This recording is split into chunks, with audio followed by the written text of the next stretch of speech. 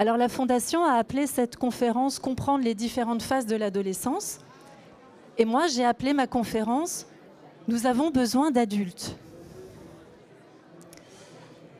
Le monde a besoin d'êtres humains qui deviennent des adultes. Et pour amener un jeune à devenir un adulte, il faut des adultes adultes. Pourquoi j'insiste comme ça ? Parce que nous semblons vivre dans un monde adolescent. Un monde qui veut tout de suite, qui ne veut pas de contraintes, qui ne veut pas faire d'efforts, qui revendique ses particularités, ses désirs, qui d'ailleurs l'engouement éclatant pour le technologique, le virtuel et l'artificiel sont très révélateurs de ça. Tout ce qui nous permet d'éviter d'avoir à penser, à avoir le sens de l'orientation, à rencontrer le monde réel, à être en relation avec les autres. Voilà. Il y a une tendance comme ça, d'un monde que moi je vois un peu adolescent, qui joue aussi avec ses talents et ses forces. Et nous avons donc besoin d'adolescents qui deviennent des adultes à la fois pour eux-mêmes et à la fois pour le monde de manière générale. Et avant d'entrer dans les trois grandes phases de l'adolescence, et pour éviter d'être juste en réaction à des symptômes de chacune de ces phases, je pense qu'il est important de répondre à trois questions qui vont nous permettre d'avoir un peu de recul, de hauteur et de vision un peu plus large que chaque chose qui se passe pour un adolescent. Le premier, c'est à quoi voulons-nous éduquer ? À quoi voulons-nous éduquer ? Que voulons-nous faire advenir en fait ? Quel adulte voulons-nous faire advenir ? C'est très important de savoir ce que nous visons. Et puis, une autre question, c'est qu'est-ce qui se passe dans l'adolescence ? C'est-à-dire qu'il faut à la fois se questionner sur où veut-on amener nos jeunes, d'une part, et d'autre part, par quoi passe-t-il ? Qu'est-ce qui se passe pour eux ? Et c'est en répondant à ces deux aspects-là, alors il y avait trois questions, parce que la première était à quoi voulons-nous éduquer ? La deuxième, quels adultes voulons-nous faire advenir ? Et la troisième, qu'est-ce qui se passe dans l'adolescence ? J'ai envie de dire, pour tous les adolescents. Dans le « à quoi voulons-nous éduquer ?», on a deux enjeux qui peuvent paraître très paradoxaux. Le premier enjeu de l'éducation, c'est d'amener, c'est de conduire vers la société. C'est de conduire un être humain vers la société, à savoir faire société. Et le deuxième enjeu, il est de les amener à devenir libres et autonomes. Déjà, ça questionne. Comment fait-on pour à la fois rendre un être humain libre et autonome, plein de son unicité tout à fait particulière, qui a son don particulier à amener dans le monde, et en même temps le conduire vers la société, à être capable de faire société avec les autres. Et dans ce chemin-là de l'éducation, on voit de plus en plus deux grands écueils qui sont les laisser faire tout ce qu'ils veulent, je parle des adolescents, et l'autre qui est leur épargner de vivre des contraintes. Et c'est compréhensible parce qu'on va le voir, ce que vit l'adolescent est extrêmement sollicitant, extrêmement déstabilisant. C'est un moment d'une grande vulnérabilité et on est donc tous tentés de vouloir les soulager, les aider, leur faire passer les obstacles, et c'est normal.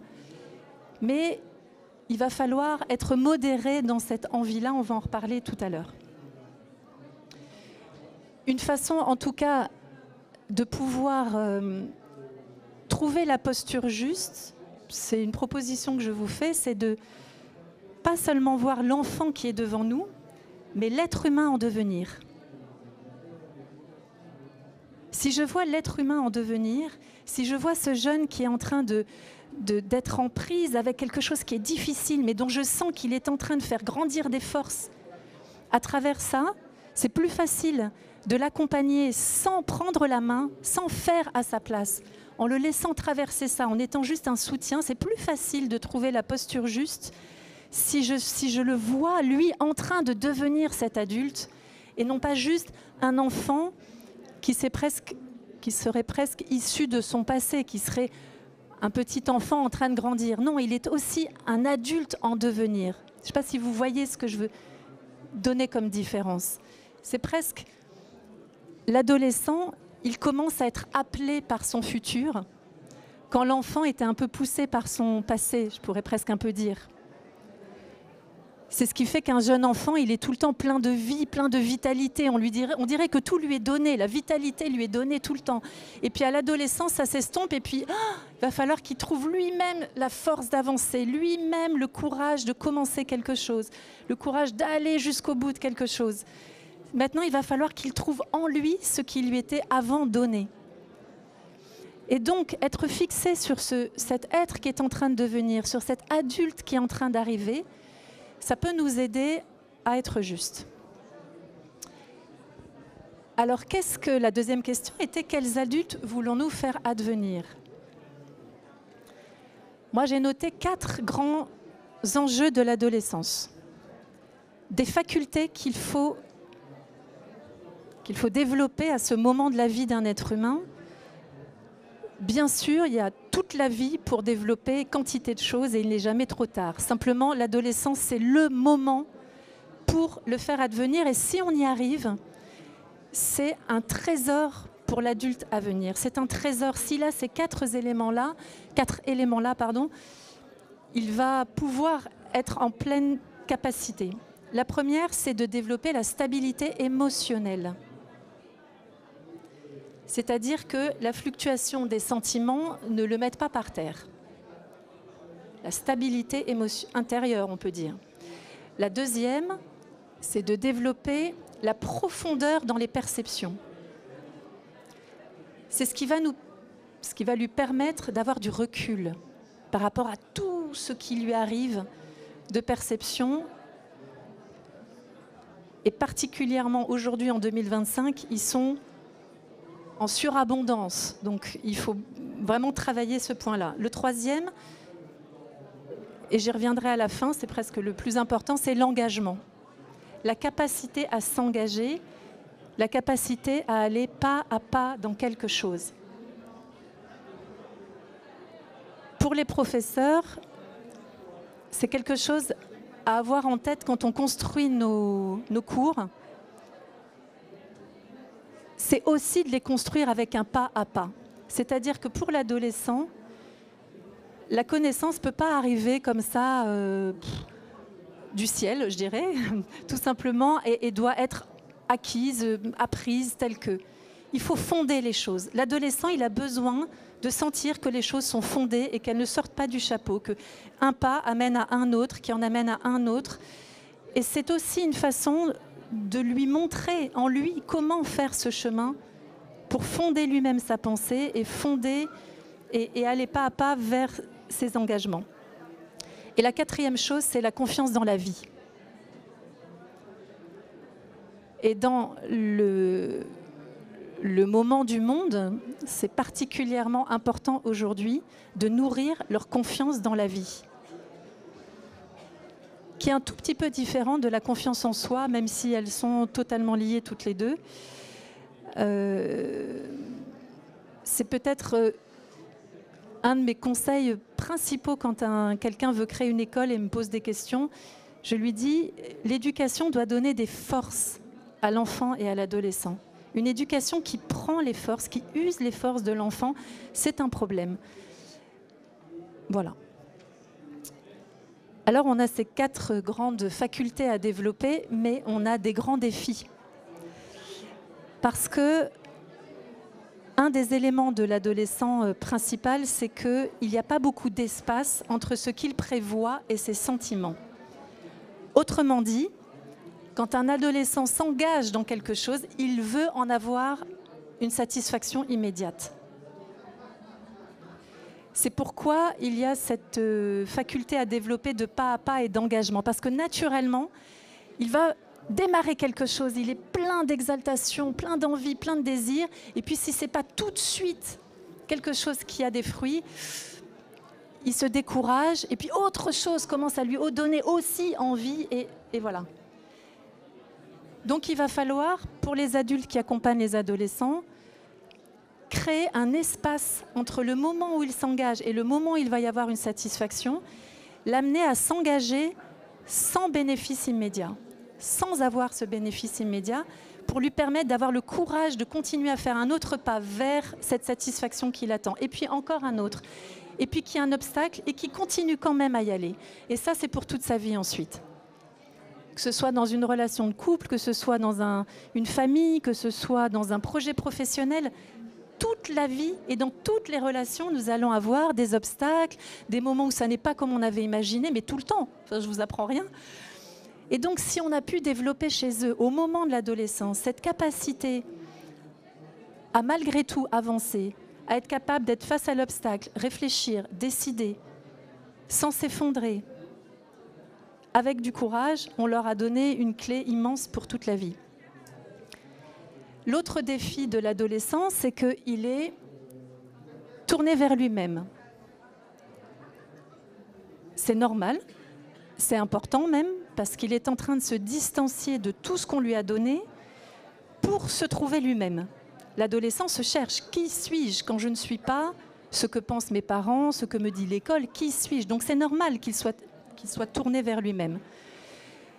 Le risque, c'est le repli sur soi-même.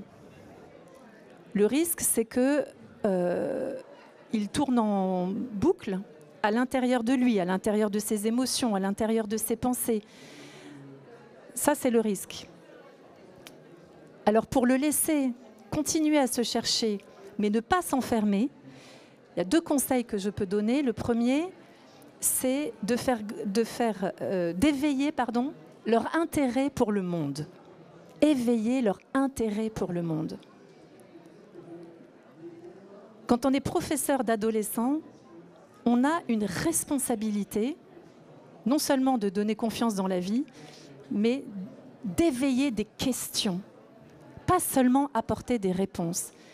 Éveiller des questions, que le monde soit intéressant, que le monde soit questionnant, qu'ils aient envie de découvrir, de comprendre, d'aller plus loin. Il faut nourrir absolument ça, parce que c'est ça qui va faire le pont avec le monde extérieur, tout en lui permettant de continuer à se chercher et à trouver qui il est profondément. Ça va aussi faire grandir son sens de la responsabilité. Parce que le sens de la responsabilité, il vient avec le fait que je prends l'autre en considération, que je comprends que ce que je fais, ce que je dis a des conséquences sur les autres, sur mon environnement, sur ma vie.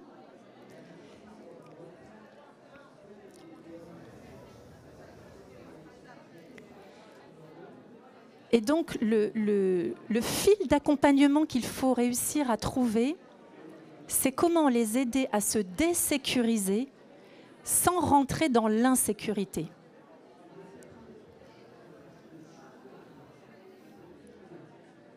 Il est nécessaire qu'ils se désécurisent, qu'ils sortent de relations qui étaient toute leur stabilité, leur base, parce qu'il va falloir qu'ils trouvent leur base à eux. Donc la désécurisation, elle est nécessaire et elle s'accompagne. En revanche, et j'en reviens à mon écueil du début, laisser faire tout ce qu'ils veulent ou céder quand eux cèdent, c'est les mettre en insécurité. C'est-à-dire que tout à coup, tout ce que moi je vis, les adultes aussi le vivent et me suivent dans tout ce que je vis. C'est extrêmement insécurisant. Donc voilà, il y a une ligne fine à trouver. Nous avons besoin d'adultes pour éduquer des adultes. C'est difficile, mais c'est vraiment notre part adulte qui doit les accompagner sur ce fil, désécuriser, mais ne pas entrer dans l'insécurité. Et de fait, les adolescents expriment beaucoup, même quand c'est dans l'apathie, même quand c'est dans ne rien faire. Ça peut être aussi une expression très sollicitante pour un adulte. Et donc, l'enjeu, c'est de réussir à ne pas être simplement dans le fait d'éteindre des symptômes, de garder la barre, d'être droit, d'être clair, d'être stable en fait, quand pour eux, c'est un temps d'instabilité. Sans faire pour eux pour autant. Difficile, hein? Mais si déjà on sait à grands traits vers où on va, c'est plus facile. Alors les 3 grandes périodes de l'adolescence. Les 3 grandes périodes, elles durent à peu près 2 ans chacune. La première, on va dire vers 13-14 ans jusqu'à 15-16 ans, ou 12-14 ans, c'est les premières années où l'adolescent est appelé à devenir indépendant dans sa pensée. La deuxième période, vers 15-16 ans, 17-18 ans, c'est développer une vie affective propre. Je vais y revenir. Et la troisième, jusqu'à 20-21 ans, c'est libérer sa volonté. Parce que oui, l'adolescence va jusqu'à 20-21 ans. Libérer sa volonté. Et avant de rentrer dans chacune de ces phases, il va falloir prendre en compte une deuxième grille de lecture. C'est qu'il y a des adolescents qui sont plus dominés par la pensée, des adolescents plus dominés par le sentiment et des adolescents plus dominés par la volonté d'agir. Et en fonction de ça, une phase ou une autre va être plus intense. Un enfant qui est plus dominé par la volonté d'agir, il va avoir sa troisième phase d'adolescence plus intense, ou celui qui est dominé par la pensée, c'est le début de l'adolescence qui va être plus compliqué, plus difficile, on va dire, qui va demander le plus d'accompagnement. Donc en fait, c'est le croisement des deux qu'il faut essayer d'avoir en tête. Et puis, quand vous êtes parent, vous pouvez voir pour chacun de vos enfants, si vous êtes une école avec pas trop d'élèves aussi, voilà, mais il faut prendre ces deux choses en compte. Et qu'est-ce qui caractérise chacune de ces phases? C'est que le jeune n'a pas de maître intérieur. C'est-à-dire quand il va commencer par vouloir être indépendant dans sa pensée, il n'a pas un maître intérieur. Donc il va poser plein de questions, remettre en cause, avoir des certitudes, puis plus du tout, être très convaincu, se sentir très fort, et puis le lendemain se sentir complètement fragile. Un jour il veut être bouddhiste, et puis le lendemain il est plutôt écologiste, et puis on peut avoir l'impression qu'ils vont tous azimuts, qu'ils remettent en cause, qu'ils réfléchissent pas bien, qu'ils se trompent. Non, ils cherchent. Ils cherchent à devenir indépendants dans leur pensée. Ils cherchent à penser par eux-mêmes. Et comme ça n'est pas immédiat, il faut que nous arrivions à les accompagner tout en restant fidèles à nos opinions, tout en les laissant avoir raison et en même temps ne pas se laisser aller à des discussions interminables.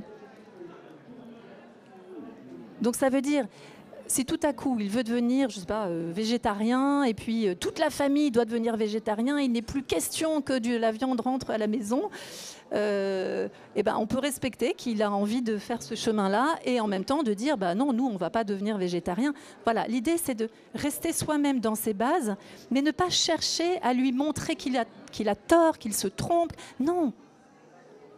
À la limite, si on fait ça, si on rentre dans ces discussions interminables où nous voulons absolument leur montrer qu'on a raison et qu'ils ont tort, on risque de générer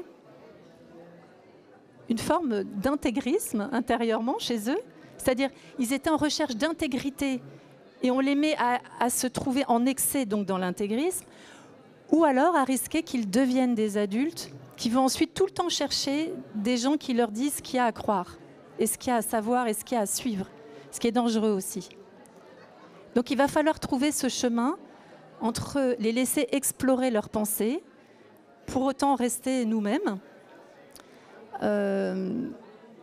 être aussi au-dessus des accusations, ça c'est important, parce que comme il n'y a pas encore de maître intérieur, et qui ne sont pas encore maîtres de leurs pensées, ben c'est très, voilà, c'est dans les excès, c'est dans les jugements, ça va être mais votre vie, pourquoi vous avez choisi cette vie-là, c'est nul, moi je ne ferai pas du tout comme ça, je ne ferai pas ce genre de métier, ou je ne ferai pas je ne sais quoi.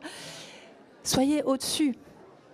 Il faut être adulte pour accompagner un adolescent. Même si en nous, on n'est pas que adulte, il va falloir convoquer cette partie-là de nous avec eux dans ce moment-là. Après l'adolescence, on va dire mentale, arrive la phase de l'adolescence affective. Donc celle où ils cherchent à développer une affectivité propre. Dans ce moment-là, il y a deux facultés qui sont à l'œuvre. La sympathie et l'antipathie. Et les deux sont cruciales. La sympathie, c'est la faculté d'entrer en lien avec les autres, de les accueillir, d'entendre une pensée qui n'est pas la mienne, de me relier à quelque chose. Mais l'antipathie, elle est aussi importante parce que c'est la partie qui permet de dire « ça c'est moi et ça c'est toi ». Ça, je ne le prends pas. Je ne vais pas suivre cette voie-là. On peut dire que l'antipathie, c'est celle qui forme la peau de l'âme. C'est ce qui va créer sa protection aussi. Et on en a besoin. Un enfant qui va être trop dans la faculté de sympathie, il peut se perdre à la fois dans les autres et même à la fois dans des idées. C'est-à-dire, il peut ne plus savoir qu'est-ce qui lui appartient et qu'est-ce qui ne lui appartient pas. Inversement, un jeune qui va trop développer, ou disons, en déséquilibre avec la sympathie, développer beaucoup l'antipathie, il risque d'être complètement rigide. C'est comme une âme qui serait durcie. Donc il faut trouver cet équilibre, il faut les aider à trouver cet équilibre entre sympathie et antipathie. La troisième période, que j'ai appelée l'adolescence active, donc on est sur 17, 18 ans, 20, 21 ans, après avoir libéré la pensée, cherché à être maître de ses idées, d'avoir développé sa vie affective, il va falloir maintenant qu'il libère sa volonté. Et c'est le moment où il va vouloir faire beaucoup d'expériences. Et c'est important qu'il se pose dans le monde, qu'il tente des choses. Simplement, très souvent, c'est le moment où l'adolescent va exiger une liberté totale. Et il ne faut pas plier à cette exigence. Et une fois de plus, il va falloir, bien sûr, ne pas tout refuser systématiquement, mais il va falloir lui ouvrir progressivement, on est toujours dans l'idée du pas à pas avec lequel j'ai commencé cette conférence, l'amener petit à petit, ça c'est oui, ça pas encore, ça oui, pas encore, ça oui, et progressivement on ouvre. C'est très important, y compris pour les adolescents qui seraient plutôt dans l'apathie, les adolescents qui auraient du mal à sortir de l'enfance. C'est très important que l'adolescent ait à lutter pour. Pas lutter contre. Lutter contre, c'est ce qui fait grandir l'ego. Lutter pour, c'est ce qui développe une âme. Lutter pour avoir quelque chose, mais déjà chez le petit enfant, pour manger tout seul, pour leur amener progressivement à ce qu'ils développent une force pour arriver à avoir la maturité une fois qu'on le donne entièrement. Et c'est pareil pour ce moment de l'adolescence active où ils vont faire des expériences. C'est un moment qui est très exigeant, surtout si c'est un adolescent, comme je vous l'ai dit, qui est plutôt dominé par la volonté. Alors là, ça décuple. C'est un moment qui demande beaucoup d'énergie pour eux et puis pour nous. Et c'est un moment où on va éviter les « je te l'avais dit » quand ça ne se passe pas comme ils l'espéraient ou que ça ne se passe pas bien. On a parlé des 4 facultés à développer chez eux. Il y a cette confiance en soi et cette confiance dans la vie. Et la confiance qu'on va avoir en eux, ça va être comment je puis dire, la corde qu'ils vont tenir pour escalader leur montagne. En revanche, une fois que la tempête est passée, une fois que le calme est revenu, là on s'assoit, on parle et on tire les leçons de ce qui s'est passé. Mais on attend ce moment-là, on attend que tout se pose. Et après on peut les aider à faire un retour d'expérience.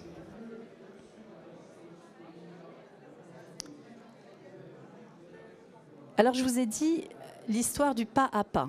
Leur faire pratiquer le pas à pas, si vous devez retenir une chose, je pense que c'est celle-là, c'est en fait exercer sa volonté et sa tolérance à la frustration. Le petit enfant n'a pas la liberté de maîtriser son envie d'avoir quelque chose. À l'adolescence, il est crucial de réussir à leur faire grandir cette tolérance parce que de cette tolérance va naître la stabilité intérieure dont je vous ai parlé au début. Cette stabilité émotionnelle, elle est conditionnelle à la capacité à vivre une frustration, à rencontrer une frustration. Et la stabilité intérieure, c'est celle qui permet de ne pas responsabiliser ou culpabiliser les autres de nos propres chamboulements intérieurs, ni d'utiliser les autres pour assouvir nos désirs. C'est pour ça que j'ai commencé en parlant d'un monde qui nous semble très adolescent. Pourquoi il est urgent d'avoir des adolescents qui deviennent des adultes? Parce qu'il y a aussi un enjeu de société. Plus on a un adulte qui a une stabilité émotionnelle, et Dieu sait qu'aujourd'hui on vient les chercher en permanence on vient nous chercher en permanence pour nous mettre en mouvement au niveau émotionnel, mais c'est très important cette stabilité pour pouvoir être en responsabilité, pour pouvoir s'engager dans l'action et pour créer de la confiance en la vie. Et la boucle est bouclée.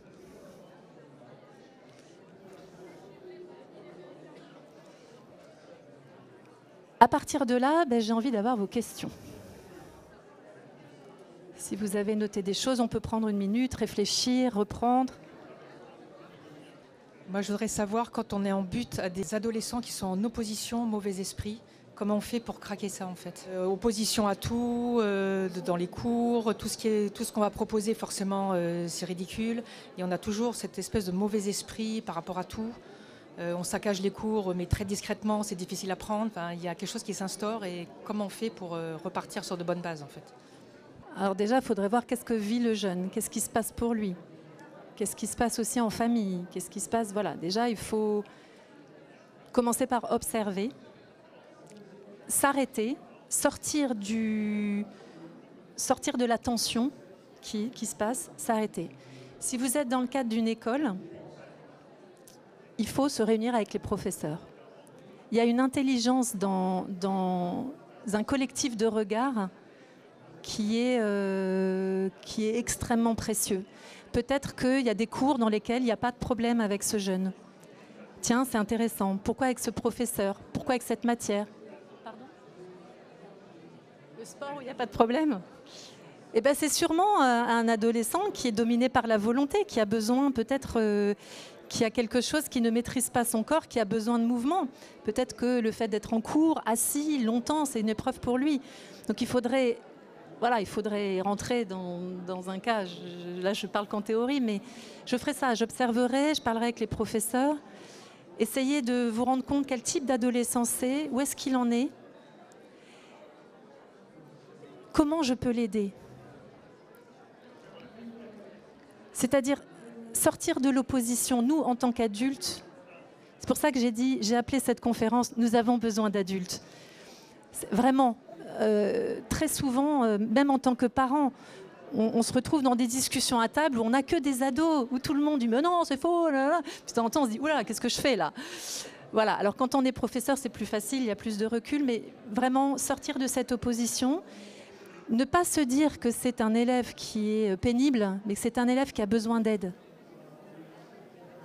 Qu'est-ce qui n'est pas en maîtrise chez lui? Je vous disais, ils n'ont pas encore de maître intérieur. Donc nous devons jouer ce rôle-là de tuteur, comme un jardinier. J'aime bien cette expression qui dit on ne peut pas cueillir de pommes au printemps. On ne peut pas leur demander d'être déjà capable de penser de façon juste, d'avoir une vie affective régulée et de s'engager jusqu'au bout. C'est notre travail en fait.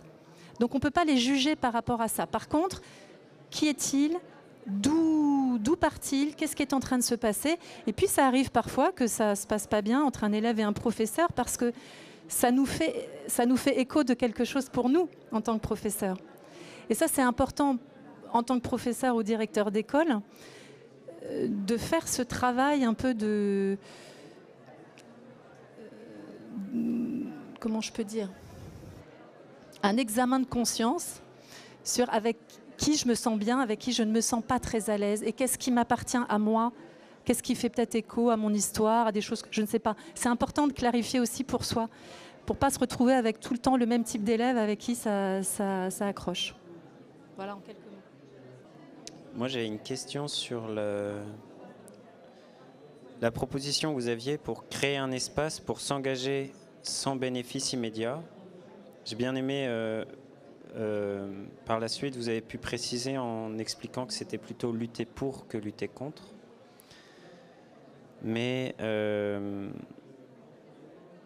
comment s'y prendre concrètement pour ne pas engendrer une frustration qui soit vraiment irréversible? Parce que je suis d'accord qu'on se construit par frustration, mais il y a un moment donné où on sature et en fait le jeune est écœuré et il y a quelque chose de brisé. Et comment faire pour ne pas en arriver là? J'ai conscience que tout ce que je vous dis, c'est un travail difficile parce que c'est un travail qui demande beaucoup d'attention, beaucoup de précision. C'est vrai, il faut toujours modérer entre laisser faire et les faire attendre pour y accéder. Ne pas retirer les obstacles et en même temps pas donner une montagne. Donc bien sûr, c'est quelque chose qui est très fin à trouver. Pour ce qui est de la frustration, c'est un peu la même réponse. Il faut observer pour chaque enfant quel est le pas de plus que je peux lui faire ou pas. Et ça ne sera pas le même pour tous les jeunes. Peut-être que dans une classe, vous allez proposer des choses qui sont frustrantes. Par exemple, nous, dans notre école, on demande qu'il y ait un compte-rendu qui soit fait de chaque sortie que nous faisons. Nous allons à la Philharmonie, nous allons au Louvre, nous allons en forêt. Il faut, dans les jours qui viennent, qu'ils rédigent qu'est-ce qu'ils ont vécu, qu'est-ce qu'ils ont vu, qu'est-ce qui se passe. Il y en a pour certains, ils disent à quoi ça va me servir, c'est bon, je l'ai vécu. Non, parce que justement, ce qu'on veut, c'est qu'ils engrangent quelque chose. Les choses ne passent pas comme ça. Il y a une vie qui se pose, il y a des choses qui se construisent à l'intérieur. Bien, ça par exemple, je ne dérogerai jamais. Ils vont le faire parce que je pense que ce n'est pas une frustration extrêmement difficile, sauf pour un jeune qui est autiste, qui est dans notre classe et qui a une particularité qui fait que, sans rentrer dans son détail, pour lui, c'est vraiment quelque chose d'énorme. Lui, il le fait 1 fois sur 2, sur 3. Voilà, il faut vraiment s'ajuster. L'adolescent, il nous demande d'être extrêmement attentif et mobilisé. Oui. Comment expliquer ce sur-mesure qu'on peut prendre avec lui par rapport au groupe et la situation d'injustice que ça peut générer?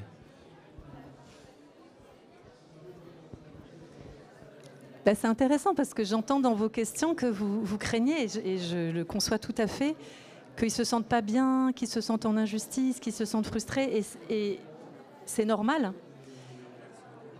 Mais en même temps, peut-être qu'ils vont vivre ce sentiment-là. Voilà, ils vont rencontrer ça. C'est pour ça que je vous disais, il y a 2 tentations, c'est de laisser faire tout ce qu'ils veulent et retirer les obstacles devant leur chemin. Eh bien non.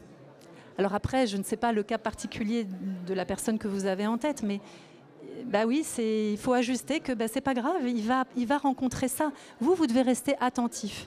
Nous, ce qu'on doit faire, c'est voir ce qui se passe chez les élèves. Et puis peut-être qu'à un moment, vous allez vous dire, il y en a quand même beaucoup qui se questionnent, et puis vous allez faire un temps où vous allez dire, tiens, j'ai envie de vous expliquer une chose qu'on fait dans l'école.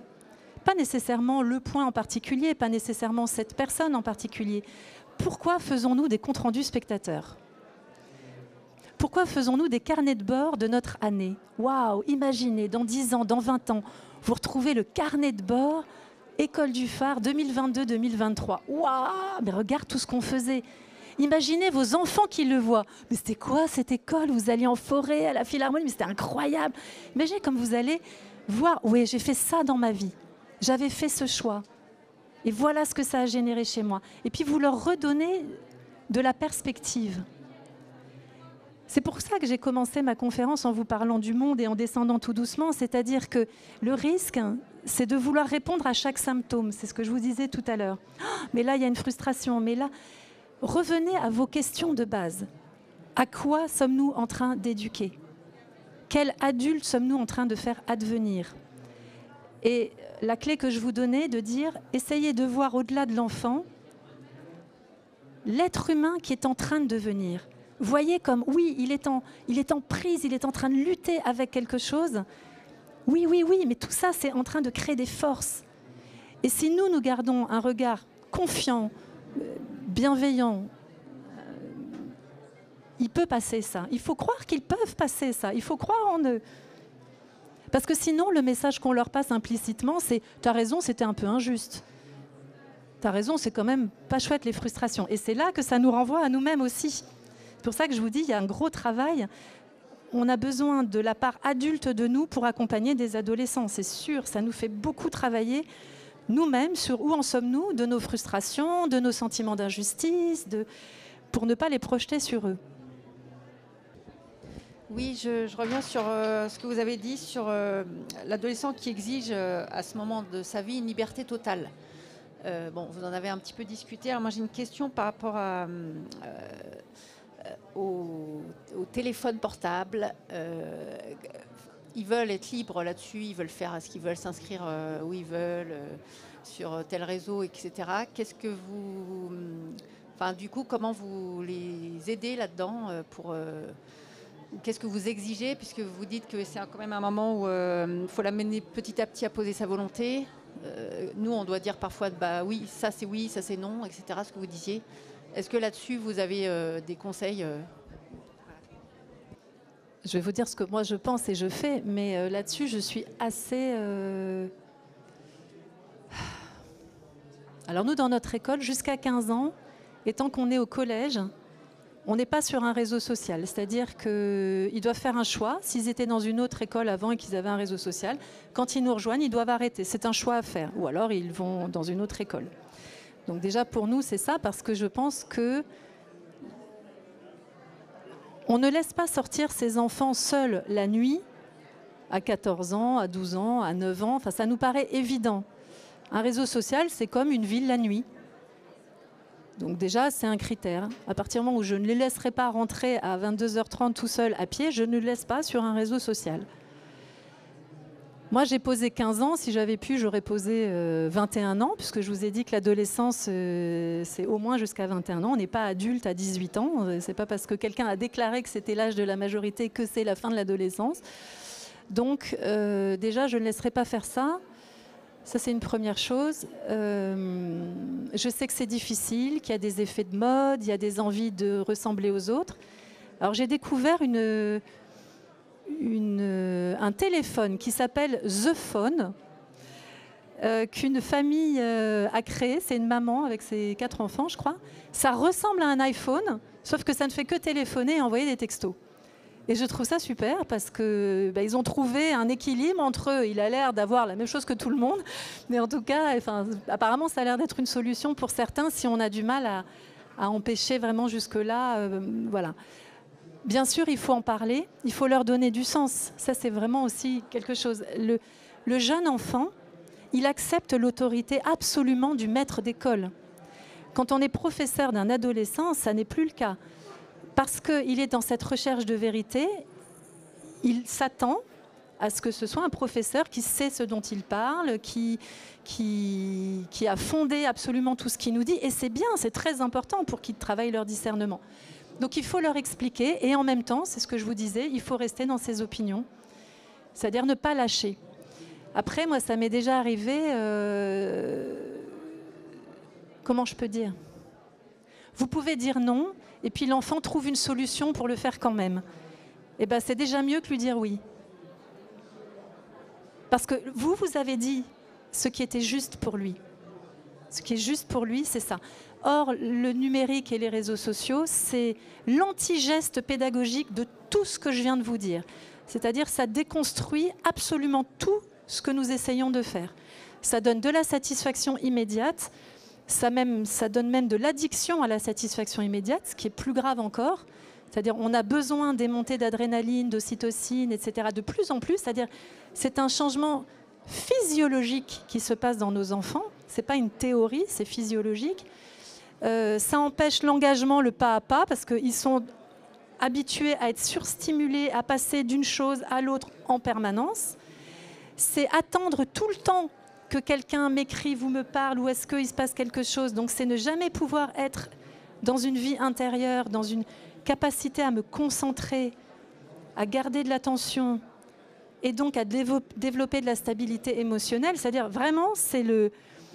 Si on voulait faire régresser l'humanité, on ferait du numérique et des réseaux sociaux. Je suis un peu tranchée, mais il faut savoir ce qu'on veut. Voilà. Et moi, je voudrais un monde dans lequel je cohabite avec des adultes. Donc c'est pour ça que je vous dis tout ça. Ah oui, et nous, dans notre école, par ailleurs, on a une boîte à téléphone. Donc quand les élèves arrivent, ils mettent leur téléphone dans la boîte et ils la récupèrent en partant. Bon, bah ça, oui, ça c'est sûr. C'est-à-dire, il ne faut pas qu'en plus l'école favorise ça. Ce n'est pas une question, c'est juste, je suis une maman avec une fille de 13 ans, elle n'a pas de téléphone, elle est la seule avec une autre personne de ne pas avoir de téléphone à son collège. Ce que je vois autour de moi, c'est des parents d'avoir peur que les enfants n'aient pas de téléphone. Moi, je ne vois pas des enfants d'avoir peur de ne pas avoir de téléphone. Je vois des enfants qui demandent un téléphone, mais ils n'ont pas peur de ne pas avoir un téléphone. Ils veulent juste être comme les autres. Donc, je vais revenir au titre que Juliette Compagnon a donné au début. On a besoin des adultes pour former des adultes. Donc, j'invite les parents ici, de ne pas avoir peur que les enfants n'aient pas un téléphone. Juste ça. Merci pour le caractère positif de votre intervention. Je voulais juste souligner, ce n'est pas vraiment une question, François de Singly parlait de l'adolescence pour le monde qui nous entoure. Et de ce que je constate, c'est une profonde rupture intergénérationnelle. Parce qu'en effet, les téléphones, les réseaux sociaux enferment ces adolescents dans une bulle. Il y a une autrice qui a appelé ça la tyrannie de la majorité. Et effectivement, il est très difficile d'en sortir. Enfin, moi, j'ai assisté à 2 fois à des scènes où un papa a brutalement enlevé le téléphone de l'enfant ou sa platine de jeu, et l'enfant, ça a carrément provoqué une crise plastique. Il a tout démoli dans sa chambre. Je ne veux pas être pessimiste, mais c'est pour dire l'importance que ça a, et je félicite madame d'être arrivée à interdire ça, mais dans d'autres circonstances, c'est beaucoup plus difficile. Et ces ados, enfin moi je m'occupe un peu d'ados en difficulté, il est très très difficile pour certains de sortir dans leur zone de confort. Vous pouvez aussi en parler entre parents, vous retrouver, dire si on est plusieurs à le faire, c'est plus facile. Il y a aussi quelque chose qui s'appelle le manifeste OFF, O2F, qui est mené par un franco-espagnol, Diego, et je n'ai plus son nom de famille, qui fait des choses formidables, qui écrit des livres sur 50 idées pour décrocher, je ne sais plus comment ça s'appelle. Allez sur Manifeste Off. Il y a quand même de plus en plus de personnes qui montrent que c'est une catastrophe sanitaire. Donc il faut s'organiser, il faut à chaque endroit où on peut faire les choses. Je pense qu'il ne faut pas penser trop à la grande image parce que sinon on est un petit peu submergé. Il faut penser à chacun, là où il est, dans l'espace de sa vie, dans le bout de vie qui nous est donné. Qu'est-ce que je peux faire, moi ? Voilà. Je pense que si chacun, dans son bout de vie, dit moi, avec mes enfants, avec mes élèves, dans mon école, avec mes amis, j'aurais fait quelque chose. Et je crois beaucoup, beaucoup à ça, qu'on est très, très nombreux à ne pas être en phase avec le déploiement qui existe aujourd'hui et qu'on peut chacun faire à sa mesure. Et vraiment, c'est important.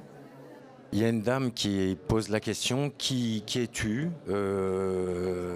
et tu ne t'es pas présenté, et peut-être présenter l'école que tu as créée et que tu diriges. Alors, en 2 minutes, qui suis-je ? Alors, j'ai créé une école qui s'appelle la classe du phare, qui est au sein d'une maison de culture qui s'appelle le phare. En fait, je devrais le dire dans ce sens-là, c'est que j'ai d'abord créé une maison de culture avec Frédéric. il y a une dizaine d'années, justement dans l'idée que la culture dans laquelle je vivais me semblait m'échapper complètement. C'est-à-dire que je me sentais obligée de suivre une certaine culture, très technophile, très consumériste, avec de moins en moins d'humanité. Et ça ne me convenait pas du tout. Je me disais, mais moi, je n'ai pas du tout envie de vivre dans un monde comme ça. Et en même temps, je crois beaucoup à la biodiversité, pas seulement naturelle, mais culturelle, humaine.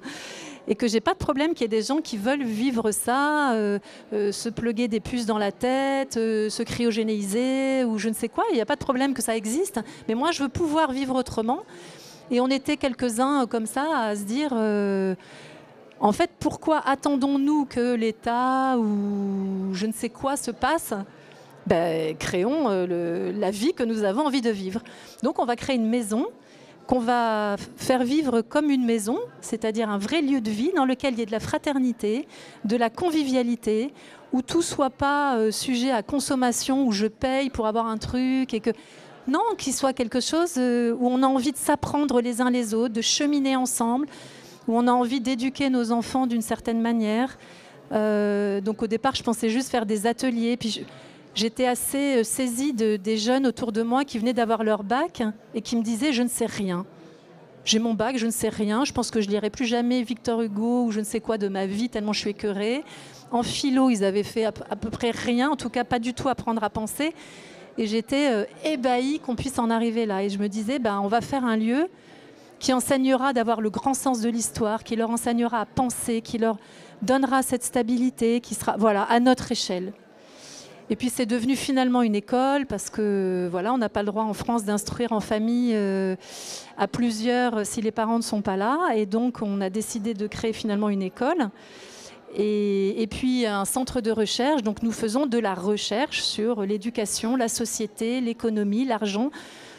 En fait, tout ce qui concerne l'homme et son avenir, l'homme et son devenir. Moi, ça me passionne depuis que je suis née, je pense. J'aime l'être humain et j'ai décidé que je ne le lâcherai pas au bord de la route avec un écran. Voilà pour dire en quelques mots. Alors moi, c'est pas une question, c'est plutôt un commentaire. Je suis assez jeune, donc j'ai connu les réseaux sociaux et tout ça.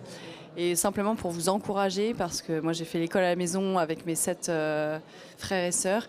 Et maman a toujours été très stricte sur les écrans, les jeux vidéo. Et aujourd'hui, vraiment, moi je la remercie d'avoir eu vraiment toujours cette colonne vertébrale. Alors on avait beau être des adolescents qui remettaient en question. Elle a été très ferme sur les écrans et tout ça. Et aujourd'hui, j'ai beau avoir un téléphone. Je pense que tous les enfants de ma classe aujourd'hui se rendent compte de leurs copains qui passent du temps aux jeux vidéo, qui confondent la réalité avec la vraie vie, au sport. Ils ont beau faire du triathlon et ils se disent « Ah, ce matin, j'ai sauté d'un immeuble. Ah non, c'était dans mes jeux vidéo. » Et vraiment, ce truc à 8 ans, ils sont déjà dans ce mélange-là, quoi. Donc vraiment, je pense que beaucoup de choses se jouent aussi en famille, en plus de l'école, mais aussi dans la famille, quoi. Un merveilleux mot de la fin. Merci beaucoup. Merci à vous tous pour votre attention. Merci.